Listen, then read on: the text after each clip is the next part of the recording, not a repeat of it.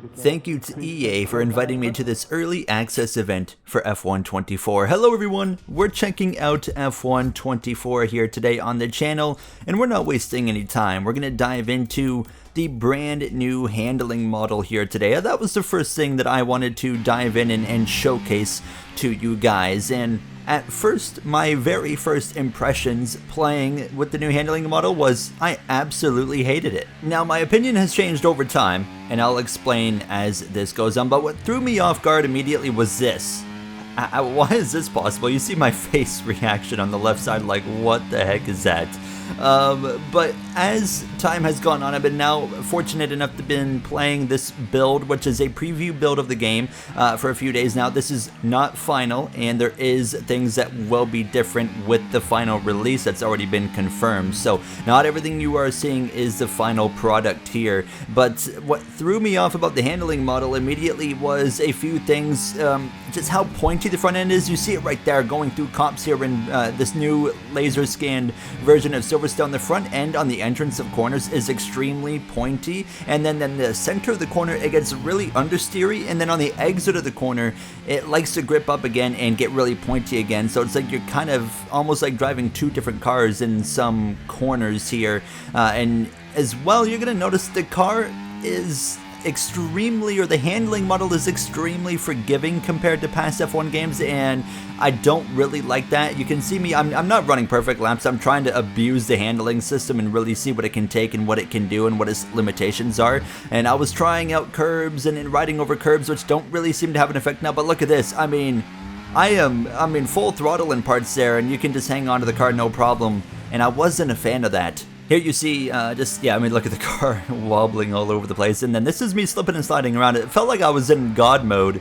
but this is no assist. This is no assist on nothing, and you can do that, and that was quite frustrating. We rolled through into Losail from Qatar, a revamp of this circuit now, and this is when things started to click for me. So for some reason, I was just starting to get more comfortable and confident with how the game was driving and the handling model, and you just got to get used to it. It's kind of like when you go through a big change in any other racing game, when you go into a brand new racing game that you've never played before. It's a big difference, and once I kind of got used to it, it started to make sense. And I also started to realize that you could utilize two different driving styles in this game, which is not something I've been able to do before, and I'm going to show you right now exactly what I mean. So basically, this is my first lap running, how I would normally run a lap, but now I realize how pointy the car can get with the front end. So watch my wheel input here. Into turn one, you just crank the wheel. You go from barely any wheel input to just full send on it. Watch it again here on the left side. You just send it in.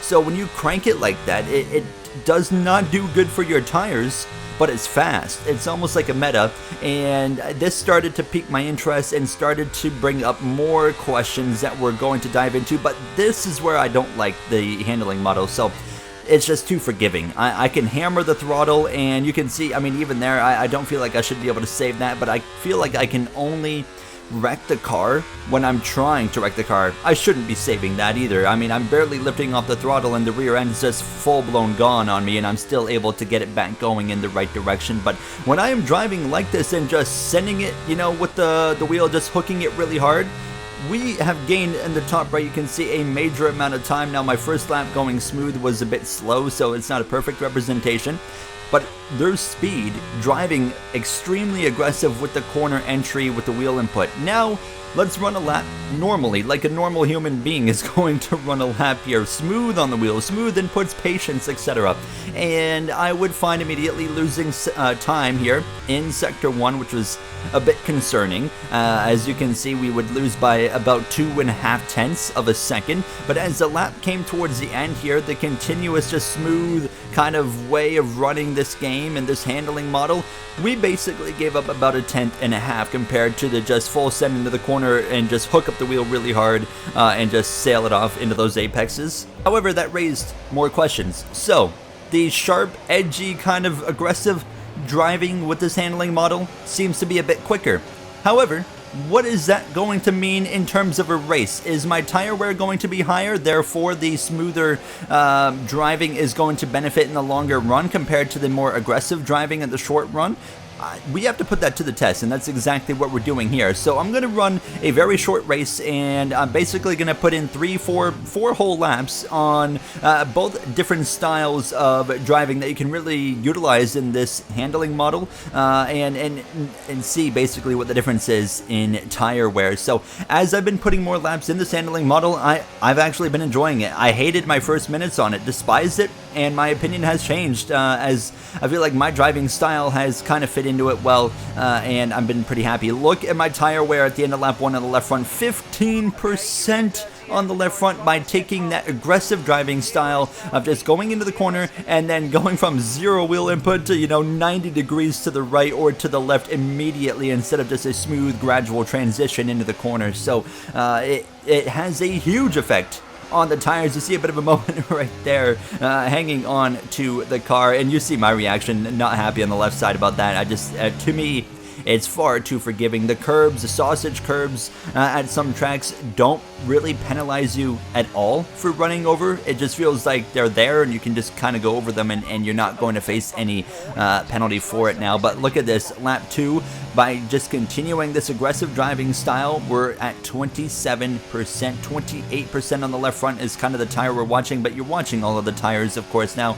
And yeah, I mean, it can be faster, and I feel like this is a driving style you can utilize, if there's a short run, you get a safety car and there's 4 or 5 laps left into going racing, maybe this is the direction you want to go. As you can see, these are the problems you can face. Although it's forgiving and you can save it easily, you can still make that slip up and lose a significant time.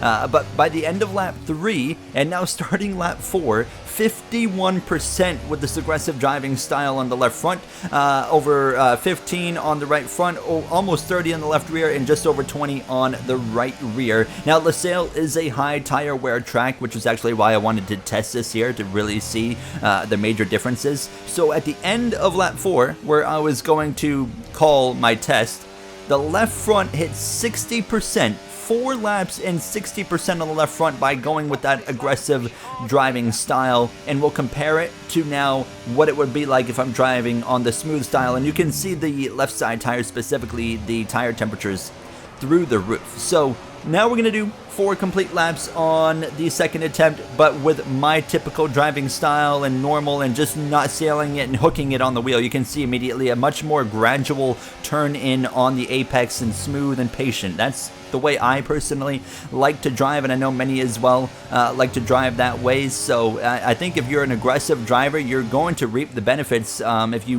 really want to hook up the apexes really hard and aggressive, you're going to reap the benefits early on in a run, but you're going to pay really hard in the long run. And that's what I learned immediately here with this 4-lap test on the gradual kind of driving style, the casual, or not casual is the right word, but just a gradual, patient turn in, etc. But you're still finding speed here. Now, I wasn't paying too much attention to actual lap times, because it's common sense, the higher the tire wear is, the slower your lap times are going to be compared to fresher tires. I just wanted to see, over the course of the same amount of laps, what is that tire wear going to equate to, because I wasn't running the most consistent laps yet, because I'm still getting used to the game. But you can see, we're only at 10% on the left front, and we're already halfway through lap 2, compared to the end of the first lap on the aggressive style, we were 15%. But what I really like about this handling model is you now have options, and you're not kind of locked to one driving style, which is pretty cool. You can kind of go one way or another. But yeah, the car really hooks up into the corners, even on the just patient driving style like I'm doing, or the normal driving style.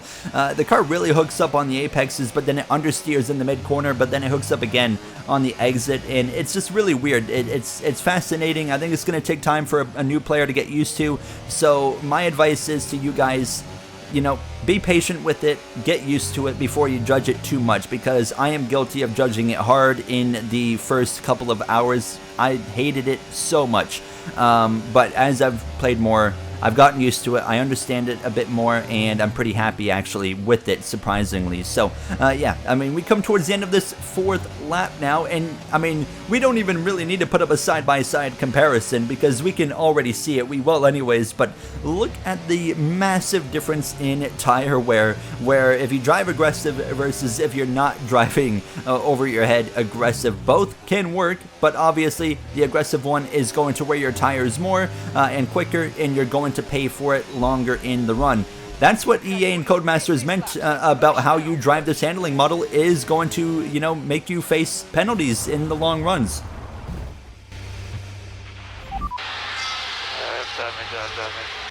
I just wanted you guys to hear the new driver radios that are in the game. So, looking at run 1 for complete laps, the aggressive driving style. The left front tire hit 60% wear, the right front at 21%, the left rear at 31%, and the right rear at 25%. On the more conservative driving style, the left front 38%, 13% on the right rear, 21 or on the right front, 21% on the left rear, 15% on the right rear. So we save over 20% wear on the left front and the same amount of lap time, as well as you know, over 10% basically on every other tire. So long story short, surprisingly, EA actually was right when they said that the way you drive with this handling model was, you know, going to have its effect, and I'm impressed with that. And yeah, I mean, I already kind of explained my thoughts and opinions, and let me know what you thought down below from what you've seen. And yeah, that's going to do it for me, my first little showcase of F124, and I'm actually quite satisfied so far with the handling model after early doubts. Thank you for watching. Have a great day.